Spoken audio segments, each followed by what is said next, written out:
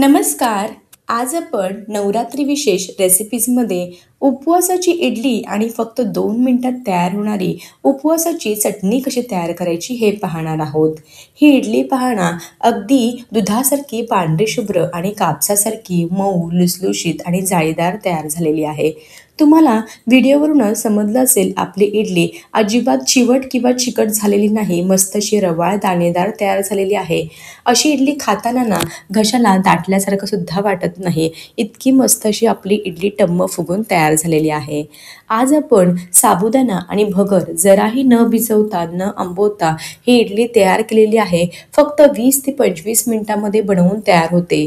अगदी ज्या लोकांना उपवास नाही ना, ते सुद्धा आवडीने खातील इतकी ही इडली चविष्ट तयार झालेली आहे. आता ही उपवासाची चटणी पाहणा दिसायलाच किती सुरेख दिसत आहे, चवीला तर अतिशय अप्रतिम तयार झालेली आहे. आता नवरात्रीच्या 9 दिवसाच्या उपवासामध्ये रोज वेगवेगळं काय बनवून खावं, तर असा प्रश्न तुम्हाला जर पडला असेल तर अशी न भिजवता न आंबवता झटपट अशी 20 ते 25 मिनिटांमध्ये तयार होणारी इडली सर्वांनी एकदा जरूर करून पाहावी. इडली कशी झाली हे मला कमेंट बॉक्समध्ये सांगायला मात्र विसरू नका. चला तर वेळ न घालवता रेसिपीला सुरुवात करूयात.